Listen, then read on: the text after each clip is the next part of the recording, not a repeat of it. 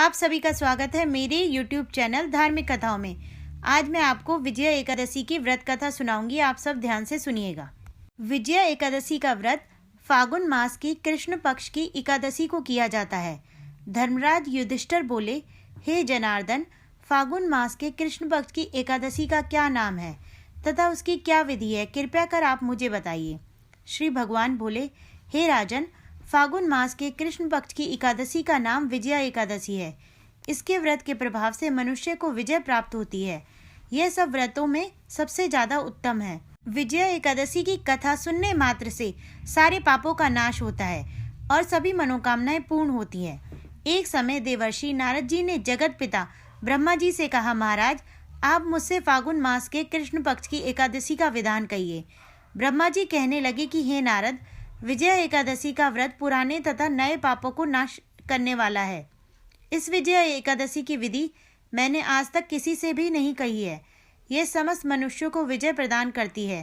त्रेता युग में मर्यादा पुरुषोत्तम श्री रामचंद्र जी को जब 14 वर्ष का वनवास हो गया, तब वे श्री लक्ष्मण तथा सीता जी सहित पंचवटी में निवास करने लगे। वहां पर दुष्ट रावण ने जब सीता जी का हरण किया, तब इस समाचार से श्री रामचंद्र जी का तथा लक्ष्मण अत्यंत व्याकुल हुए और सीता जी की खोज में चल दिए। घूमते घूमते जब वह मरणासन जटायु के पास पहुंचे, तो जटायु उन्हें सीता जी का वृतांत सुनाकर स्वर्गलोक को चला गया। कुछ आगे जाकर उनकी सुग्रीव से मित्रता हुई और बाली का वध किया। हनुमान जी ने लंका में जाकर सीता जी का पता लगाया और उनसे श्री रामचंद्र जी और सुग्रीव की मित्रता का वर्णन किया। वहां से लौटकर हनुमान जी ने भगवान राम के पास आकर सब समाचार कहे। श्री रामचंद्र जी ने वानर सेना सहित सुग्रीव की संपत्ति से लेकर लंका को प्रस्थान किया। जब श्री रामचंद्र जी समुद्र से किनारे पहुंचे, तब उन्होंने मगरमच्छ आदि से युक्त इस अगाध समुद्र को देखकर लक्ष्मण जी से कहा कि इस समुद्र को हम किस प्रकार से पार करेंगे।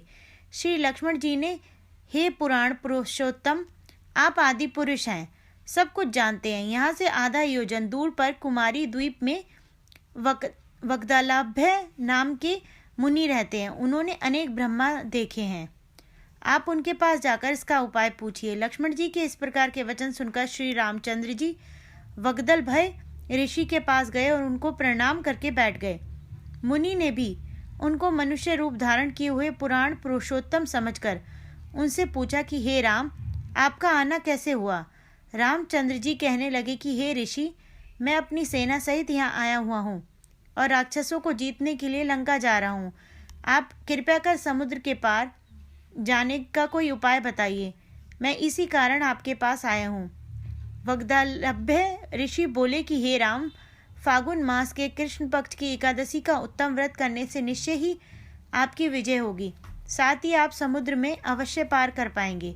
इस व्रत की विधि का यह है कि दशमी के दिन स्वर्ण, चांदी, तांबा या मिट्टी का एक घड़ा बनाएं। उस घड़े को जल से भरकर तथा 5 पल्लव रख वेदिका पर स्थापित करें। उस घड़े के नीचे सतंजा और ऊपर जौ रखें। उस पर श्री नारायण भगवान की स्वर्ण की मूर्ति स्थापित करें। एकादशी के दिन स्नान आदि से निर्वृत्त होकर धूप, दीप, नवेद, नारियल आदि से भगवान की पूजा करें। तत्पश्चात घड़े के सामने बैठकर दिन व्यतीत करें और रात्रि को भी उसी प्रकार बैठे रहकर जागरण करें। द्वादशी के दिन नित्य नियम से निर्वृत्त होकर उस घड़े को ब्राह्मण को दे दें। हे राम, यदि तुम भी इस व्रत को सेनापतियों सहित करोगे तो तुम्हारी विजय अवश्य होगी। श्री रामचंद्र जी ने ऋषि के कथानुसार इस व्रत को किया और उसके प्रभाव से दैत्यों पर विजय पाई। अतः हे राजन, जो कोई मनुष्य विधि पूर्वक इस व्रत को करेगा, दोनों लोकों में उसकी अवश्य विजय होगी। श्री ब्रह्मा जी ने नारद जी से कहा कि हे पुत्र, जो कोई इस व्रत के महत्व को पढ़ता है या सुनता है, उसको वज्रपेय यज्ञ का फल मिलता है। विजया एकादशी का महत्व। धार्मिक मान्यता है कि विजया एकादशी का व्रत रखने से विजय की प्राप्ति होती है। भगवान राम ने लंका अधिपति रावण पर विजय प्राप्त करने के लिए ऋषि वग्दलभ्य के कहने पर विजय एकादशी का व्रत रखा था। एकादशी का व्रत के प्रभाव से भगवान श्री राम ने रावण पर विजय प्राप्त की थी। बोलो विष्णु भगवान की जय। बोलो जय श्री राम। ऐसे ही धार्मिक कथाओं के लिए, धार्मिक जानकारी के लिए मेरे YouTube चैनल धार्मिक कथा को सब्सक्राइब करें, मेरी वीडियोस को लाइक करें। धन्यवाद।